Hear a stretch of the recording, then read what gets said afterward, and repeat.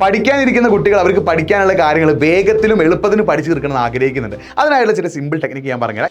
നിങ്ങൾ ആദ്യം ചെയ്യുന്നത്, നിങ്ങൾ ഏതൊരു സബ്ജക്റ്റ് ആണോ പഠിക്കാൻ ആഗ്രഹിക്കുന്നത്, ആ സബ്ജക്റ്റിലെ ഏത് ചാപ്റ്റർ ആണോ നിങ്ങൾ പഠിക്കാൻ ആഗ്രഹിക്കുന്നത്, ആ ചാപ്റ്റർ നിങ്ങൾ ഡിഫറെൻറ്റ് പാർട്സ് ആക്കി ഡിവൈഡ് ചെയ്യുക. എന്നിട്ട് ഓരോ പാർട്ടും നിങ്ങൾ ഓരോ ദിവസം പഠിക്കുക. എല്ലാ പാർട്ടും കൂടി ചേർത്തിട്ട് ഒരു ചാപ്റ്റർ നിങ്ങൾ മൊത്തത്തിൽ ഒരു ദിവസം പഠിക്കരുത്.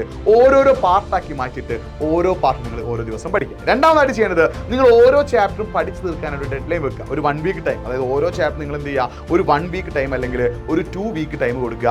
ആ ഡെഡ് ലൈനുള്ളിൽ നിങ്ങൾ ആ ചാപ്റ്റർ പഠിച്ചു തീർക്കുന്ന ഒരു പ്രതിജ്ഞ നിങ്ങൾ മനസ്സിലെടുക്കുക. മൂന്നാമതായിട്ട് ചെയ്യേണ്ടത്, ഒരു ദിവസം നിങ്ങൾ 3 മണിക്കൂറാണ് പഠിക്കാൻ എടുക്കുന്നത്, നിങ്ങൾ ഒരു ദിവസം 2 മണിക്കൂറാണ് പഠിക്കാൻ എടുക്കുന്നതെങ്കിൽ ആ പഠിക്കാൻ എടുക്കുന്ന സമയത്തെ 3 ടൈം പീരീഡ് ആക്കി ഡിവൈഡ് ചെയ്യുക. 2 മണിക്കൂറാണെങ്കിൽ 40 മിനിറ്റിന്റെ 3 പീരീഡ് ആക്കി ഡിവൈഡ് ചെയ്യുക. എന്നാൽ ആദ്യത്തെ 40 മിനിറ്റ് നിങ്ങൾ ഒരു ചാപ്റ്ററിൽ ഒരു പാർട്ട് പഠിക്കുന്നു, അടുത്ത 40 മിനിറ്റ് വേറെ സബ്ജക്റ്റിലെ വേറെ ചാപ്റ്ററിലെ വേറൊരു പാർട്ട് പഠിക്കുന്നു, അടുത്ത 40 മിനിറ്റ് നിങ്ങൾ വേറൊരു സബ്ജക്റ്റ് പഠിക്കുന്നു. അതായത് ഈ പഠിക്കാനിരിക്കുന്ന സമയത്ത് നിങ്ങൾ പഠിക്കുന്നത് ഒരൊറ്റ വിഷയമാകരുത്, 3 വിഷയങ്ങൾ നിങ്ങൾ എന്ത് ചെയ്യണം, പാർട്ടാക്കി പഠിക്കണം. ഓരോ സമയം പഠിക്കുമ്പോഴും അതിനിടയിൽ ഒരു 10 മിനിറ്റ് നിങ്ങൾ ബ്രേക്ക് എടുക്കണം. ഇങ്ങനെ ബ്രേക്ക് എടുത്ത് പഠിക്കുമ്പോൾ ആ ബ്രേക്കിന്റെ സമയത്ത് നിങ്ങൾ ഒരു കാരണവശാലും മൊബൈൽ ഫോൺ ഉപയോഗിക്കരുത്. ആ ബ്രേക്കിന്റെ സമയത്ത് നിങ്ങൾ ഒന്ന് റൂമിലൂടെ നടക്കുകയോ പാരൻസിനോട് സംസാരിക്കുകയോ ജസ്റ്റ് കുറച്ച് വെള്ളം കുടിക്കുകയോ റിലാക്സ് ആയിട്ട് നിൽക്കുക. അങ്ങനെ ബ്രേക്ക് എടുത്ത് പഠിക്കുകയാണെങ്കിൽ നിങ്ങൾ പഠിക്കുന്ന കാര്യങ്ങൾ നിങ്ങൾക്ക് അടിപൊളിയായിട്ട് മനസ്സിലാക്കാൻ പറ്റും. അടുത്തതായിട്ട്, നിങ്ങൾ പഠിക്കാനിരിക്കുമ്പോൾ നിങ്ങളുടെ മനസ്സിലൊരു ഇൻട്രസ്റ്റ് അഥവാ താല്പര്യം വേണം. നിങ്ങൾ ഇൻട്രസ്റ്റോട് കൂടി അല്ലെങ്കിൽ താല്പര്യത്തോടു കൂടി പഠിക്കുകയാണെങ്കിൽ നിങ്ങൾ പഠിക്കുന്ന കാര്യങ്ങൾ നിങ്ങൾക്ക് അടിപൊളിയായിട്ട് വേഗത്തിൽ പഠിക്കാൻ പറ്റും.